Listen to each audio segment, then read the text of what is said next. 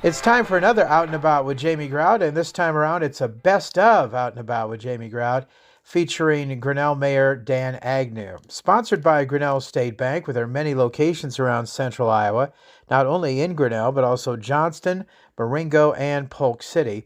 It's easy to get an account started. Open your accounts in just 15 minutes at Grinnell State Bank. You can do that online, and you can grow your savings with Simply Savings. Simply deposit your money and save higher than the FDIC national average savings rate on up to $25,000. Enjoy high-yield savings without term limits at Grinnell State Bank.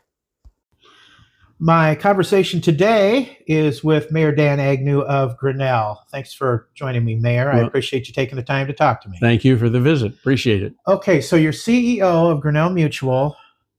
You could retire, do just about anything you wanted to do, and you decide you want to become mayor. What made you decide you wanted to do that? Interesting story, and I've told this to a million people. I had a couple people from the community at one point ask me if I would run for mayor. And I said, yeah, I would be interested, but I wouldn't run against the standing mayor at that time, who was Gordon Canfield, whom I had worked with for 20 some years at Grinnell Mutual Reinsurance Company. I had a lot of respect for him. And, but I mentioned to Gordon that I had been approached by some people, and Gordon had been mayor for quite a number of years. And I knew that he was thinking about retiring. So I mentioned this to him, and he said, well, he was going to run one more term, and then he would let me know. Mm-hmm. And I said, fine, that was fine with me. So one morning, and I'm going to say it was in June or July, about 7:30, a phone rang, and it was Gordon on the phone.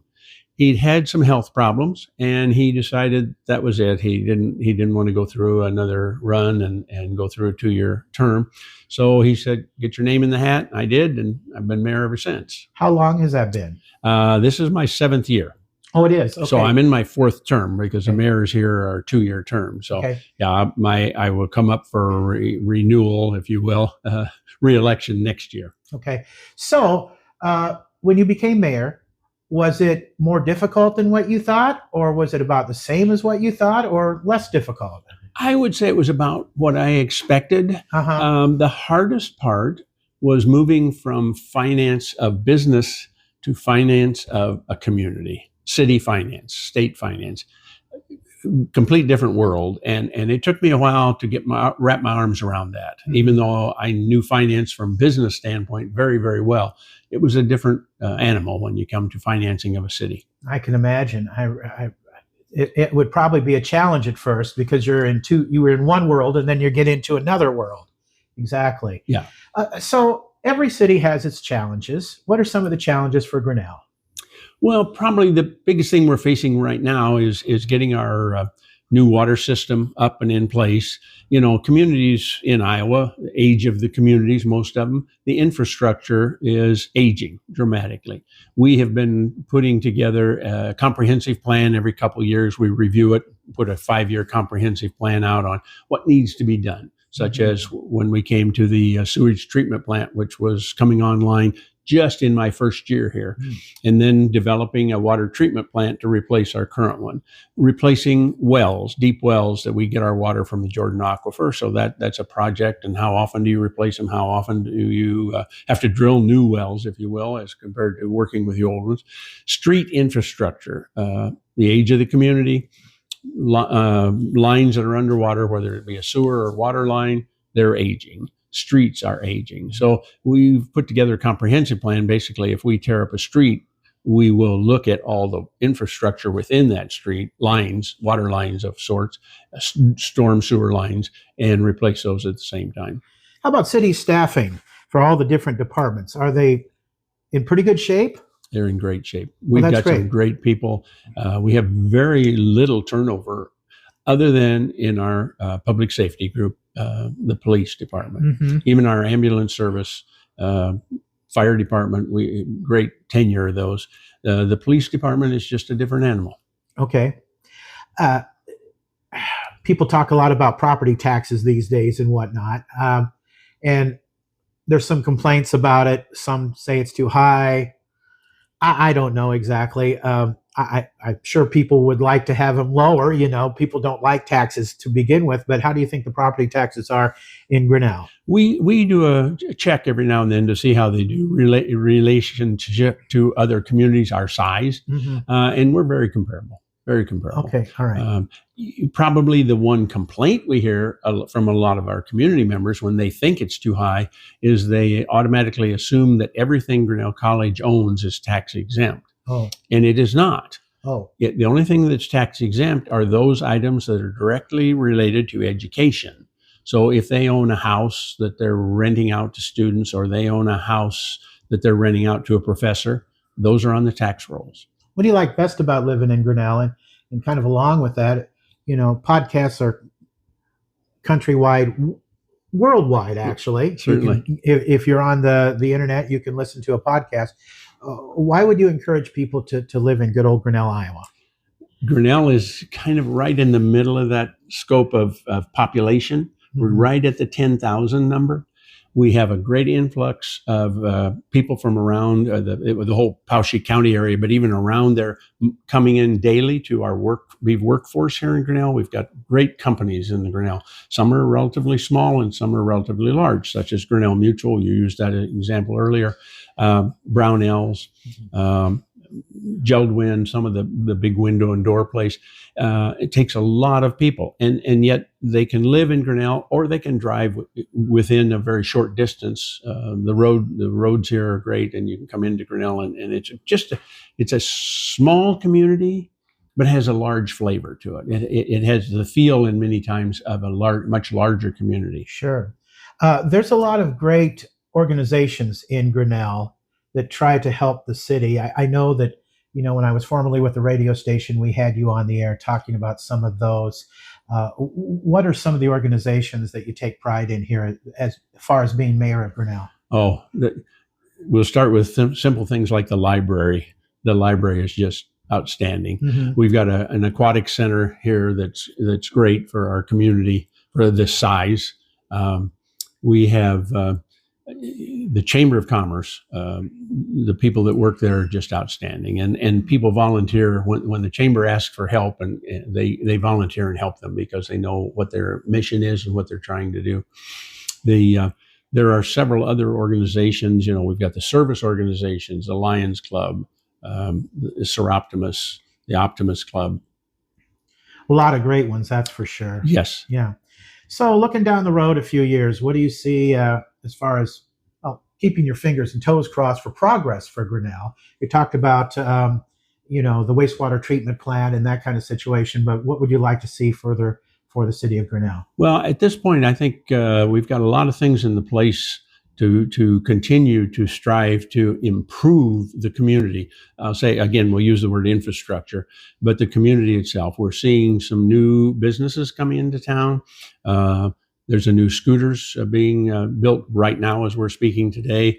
There's a new pizza establishment. They're coming in, taking over an old Hardee's building. So there's a lot of activity going on within the community. I think that it thrives. And when you look around, you see the colleges adding buildings and adding to their building structure, which they're not trying to explode their number of students. It's just the need of changes. The old dorms aren't what we used to grow up in and went to college and went through dorm living. They're now more suites. They're more of a housing unit.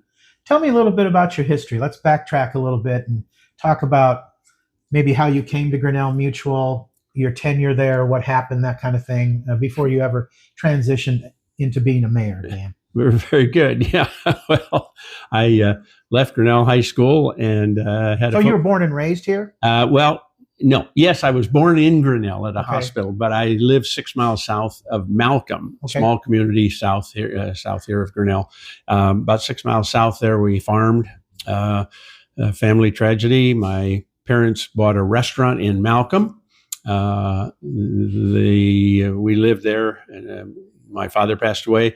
Lived there for about 5 years. Moved to Grinnell. So I started middle school, junior high school, and high school here in Grinnell. Played sports. Was active in a lot of different organizations, and wound up with a football scholarship to UNI. Oh, So graduated from there and wound up with a teaching job over in Newton, Iowa. oh, good old Newton. All Good right. old Newton. What did you teach in Newton? I taught driver's ed. Oh, you did? Yeah, and Okay. was assistant varsity basketball coach and sophomore football coach. Now, when were you teaching over there? 67 through 69. Okay. My father was a speech, debate, and drama teacher in Newton, but he had left by the time you came around there. He was there in the late 40s through 1960. And he had several championship debate teams. I don't mean to go overboard bragging on my dad, but Sure. he did. You probably were a teacher there about the same time Frank Cruz was there. Yes. And he inherited the program from my dad, and he was just recently inducted into the Newton High School Hall of Fame. And I went to that ceremony. He was my speech teacher in high school, and he had me stand up because he gave credit to my dad for passing along a great debate program to him. Sadly for Newton, the debate program left, but in the last 2 or 3 years, it's come back. So, my dad's up in heaven smiling down on all that kind of stuff. So that's great. Yeah, it's great. So anyway, you were a driver's ed teacher in Newton, and then did that for 2 years, and my wife became pregnant. We decided that time maybe to look outside of teaching and coaching, whether I wanted to stay in it or not. And so sent out some applications to different companies, and one of them happened to be Grinnell Mutual. Got a call from them, came over, had a visit, an interview, if you will, and they hired me. And so they hired me. I started right after I finished teaching that school year in 69. And what did they hire you for, Dan? A marketing representative. Now, what that meant was you called on agents and county mutuals that Grinnell Mutual reinsured and educated them or brought them information, brought them materials they might be needing. So I traveled. They had me, went through a training period, and I traveled the northern half of Illinois for 18 months. Okay. And then there was some things going on at Grinnell Mutual and some changing of the guard. And so they brought me in as the assistant marketing director. And a couple of years later, I was fortunate. Again, there was some changes, some retirements, some other things going on, and they named me a marketing director. Wow. So I was there and did that for quite a few years. Then went through some changes again, as you would at top management. And I became vice president of what they called in those days field services. So I was over everything but claims. I never had to work directly with claims, but we have inspectors, investigators. If there was a fire or something, they would go out and investigate what happened and how the insurance would apply to it or not. So we had marketing people and others. Anybody that was in the field and not stationed in the home office, they were under me in one way or another, except for claims. So did that. And then in 1991, the board called me up and asked me if I would step in as interim president. I did that for roughly 6 months. And then they appointed me as president. So see. For those of us who are laymen and not well versed on the insurance industry, what is a reinsurance company? That's a good question. A reinsurance company insures insurance companies. I see. Okay. And that's why it's called reinsurance. So if you're an individual, you don't buy insurance from Grinnell Mutual? Yes. There's two different arms of Grinnell Mutual reinsurance. One is what you would call your automobile and policies of your personal nature or a business nature that you go to an agent and they represent our company from that arm. And then these small insurance companies known as county mutuals for a million years, still are county mutuals, we reinsure those. Okay. It used to be Grinnell Mutual when I started, we were in 7 states, I believe. And I think they're now in something like 19 states. Oh, is that right? Yeah. Okay, great. You touched on Grinnell College a little bit. It's a point of pride for Grinnell. When you go outside of Grinnell, I'm sure you talk about the great qualities of the city, and would be sure that Grinnell College would come up. I mean, they call it the Harvard of the Midwest. I don't know whether when they go out to Harvard, they call it Grinnell College of the East, but it sure is a lot to be proud of. Very proud of it. Very proud of it. I tell people this story. University of Iowa graduates, well, they have 25, 30,000 students on a regular basis. So their graduation. Grinnell College has 1,500, 1,700 students. I don't care where I go. I don't care what community I'm in. I'll be sitting with a group of people. We'll be discussing something, and they say, "Where are you from?" And I say, "I'm from Grinnell, Iowa." And they say, "Grinnell College." Somebody related to them, the neighbor, somebody either interviewed or came to Grinnell College, or they went to Grinnell College. It's amazing how many people have some connection to the term Grinnell College. Wow. That they even know where it is. It's proud. It makes you very proud. It's very famous. I have to ask you this because you've been around Grinnell for a number of years. And even living in Newton, growing up there, I would tune in to 1410 KGRN and hear Frosty on the air from time to time. You have to have known Frosty. Can you tell me about him? I've never talked to the man. I always wanted to. I think he's living down in Key West still. But yes. Can you tell me some stories about him? Some things you remember about Frosty Mitchell? Oh, yeah. Frosty, I'm not sure what the word I would use. It's like he was an igniter. He made things happen because he got his heart and soul behind it. Tell you a fast story. I was I think I was a freshman in high school. I don't remember exactly. There was a snowstorm, girls' state basketball tournament. You know the story. Yeah. Frosty it was in Des Moines at that time. I think he worked at KIOA maybe. He did. And he did a DJ sock hop at Veterans Auditorium that night during the snowstorm. Yes. And I remember waking up one morning, and his wife was pregnant, and she had just delivered. And he came on that morning and started telling a story about what she wanted him to do and stuff. And she said, "Well, you better go because we're going to have twins here." Yeah. And I remember that from a young age. And then here he was in Grinnell, Iowa, and, broadcasting University of Iowa football games, broadcasting Grinnell High School athletics, whatever it was. Frosty was there and always doing it.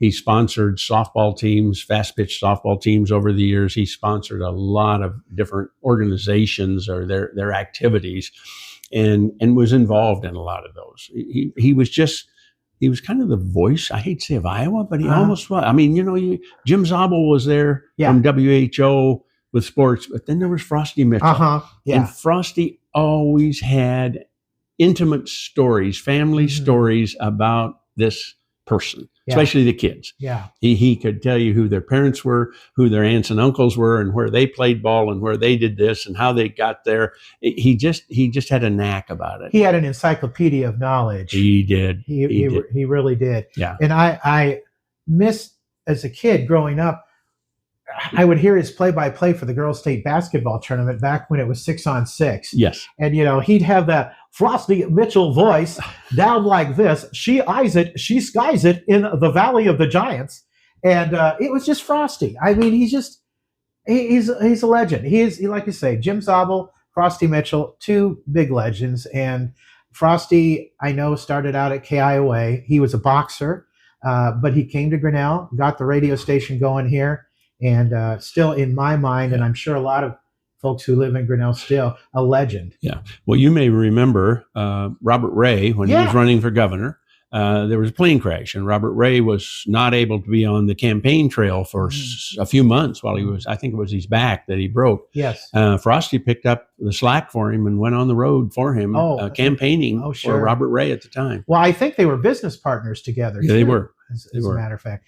Okay, Mayor. Well, we want to wrap up here in just a moment. But again, for people listening, what makes Grinnell so great? What are you most proud of in Grinnell, Iowa? The people. Very honestly, the people. You walk down the streets, everybody says hello to everybody. Everybody is happy. Is everything right? No community has it. But we have a camaraderie here that pulls together when we need to pull together. And the community is just great. It's just a great feeling, closeness feeling. As I said earlier, we're kind of at that point where we're not too big. People know everybody. We're not too small that we can still get things done with what we've got. It's just a fine line in there that I'm really enjoying. And I think most of the residents really enjoy it. You go to Central Park, we get a project. Central Park's a good idea. We redid that a few years ago. What it is today, it's utilized way more than it was before because it was just sort of a older park Right. sitting there, and now it's very active. And Yeah, they had like the farmers market there. Yes. And the Christmas lights. Oh, the that are Christmas there. lights. Amazing. Yeah. I know That's about another good example of volunteering. And again, the chamber heads that up and works with the city on the lighting and getting things done. But it's not the city doing all these projects. That's the other nice thing. It is that nobody is looking at somebody else to do it. Imagine Grinnell, after the DeRay show came through, and one of the first things they said was, we're going to plant 1,000 trees. Well, they did, and they're still planting trees, to help recover from that derecho. And later this month, kites over Grinnell. Yes. You don't hear about that other than someplace else in the world, maybe over in China or Asia somewhere. I don't know where they have another kite festival, but I know they do on the other side of the world. But it's coming up later this month at Arns Park. Yes. Yes. And it's quite unique. They have professional kite flyers, and I know the Rotary Club is very proud of getting that going, and I'll be with my significant other providing the music for that this year. So I'm looking forward to doing that. Good. Look forward to it. So, Mayor, thank you so much for taking the time to talk to us today. Well, thank you very much. I appreciate it. Until next time, out is out. See ya.